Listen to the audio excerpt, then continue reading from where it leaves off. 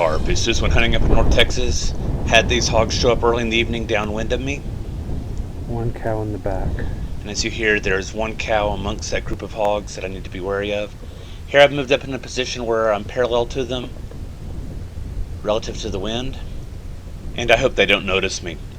For this hunt, I won't be using ammo from Custom Reloads of Dallas, as I'm waiting for a new order to arrive.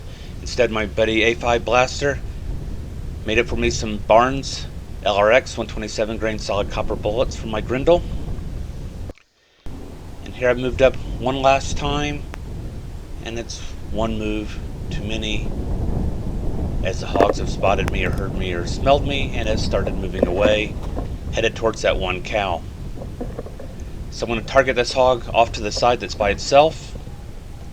The shot connects, but the hog doesn't go down, and it disappears into the uncultivated area of the ranch. Now it looks like my point of aim was good. This is the last view before the shot broke. The yellow dot indicates about where the bullet should have impacted given the distance. This hog should be down, and I looked for it for quite a while but did not find it. I waited until the rain stopped, and a couple hours later was looking for it again when I came across this hog and the rest of the sounder down here.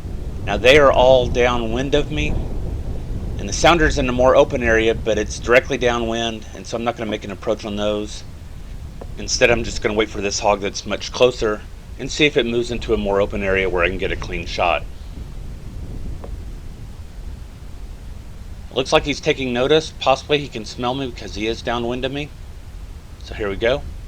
The hog goes right down as I intended, but it is showing more movement than is expected for the shot that I made, and I don't have a clear shot at it through the brush, and so I'm holding off on trying to shoot it again. And then to my surprise, it gets up.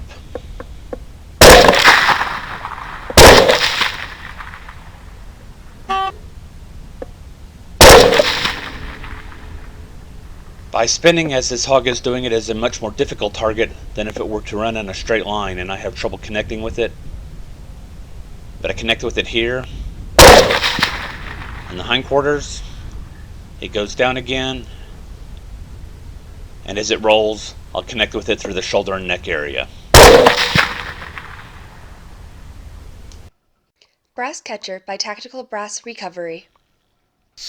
And the hog turned out to be a 130-pound boar. Now I don't know if it moved its head as the shot broke, but the shot impacted higher than expected, going off of the head, through the neck, and exiting out of the shoulder, leaving the wound that you see right here, which happens to be the entry wound for the third shot. Now that first shot actually glanced off the skull, leaving this large bruised or contusion area, and then continuing down through the neck muscle, as you can see the damage where the arrows are indicating. Now I've heard of this but have not experienced it myself previously. Bullets impacting at an acute angle can deflect off of surfaces, and that is apparently what happened with the skull right here. And when I peel back the skin on the skull, the periosteum, you can actually see a depression and radiating fractures from the point of impact. On the left-hand side of this image, you can see a hog skull that's been cross-sectioned through the middle, showing the back half and showing the cranial cavity which houses the brain, but you can also see that there are sinus cavities above that separating the brain from the external portions of the skull, which is where the damage occurred, where the bullet impacted, which is shown on the right hand side, the bullet impacting the parietal bone and then skipping off into the neck. Now here's just a different perspective showing a lengthwise cross section of the skull. There you can see the cranial cavity housing the brain. This is the sinus cavity, the gap that is between the outer frontal and parietal bones and the inner table surrounding the brain. And here you can see where the bullet would come in and impact, glancing off into the neck. I can't say that this result was a failure of the bullet, only of targeting and the physics of the impact that resulted in the hog not going down and staying down. The second shot on the hog passed through the thigh, through about 2 inches of meat, producing a slightly expanded wound, and otherwise did no other damage. While it isn't unusual for 2 wound channels to intersect through an animal, it is a little bit unusual for the termination point of one shot exiting the animal to be the origin point for another shot entering the animal, which is what we have here. Hit number 3 impacted at the top base of the neck where it joins the shoulder going through the back strap. Looks like it started to expand immediately. Slicing away about the top 1/2 inch of backstrap muscle revealed that the expansion was rapid and significant, producing about a 1-inch wound channel at this point.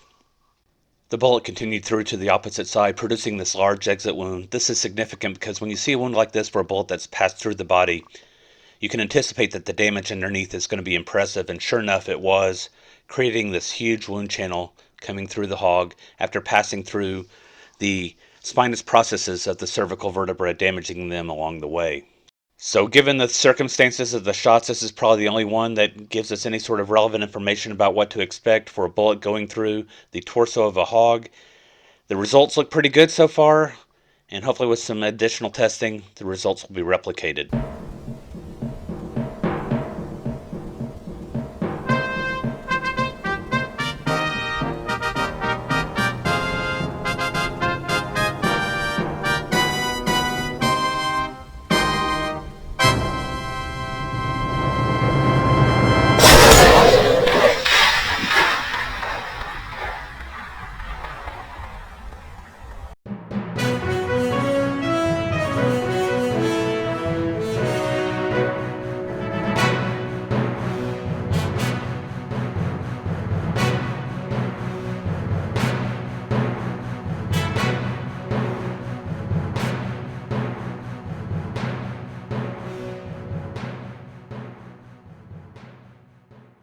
Carpe sus, my friends.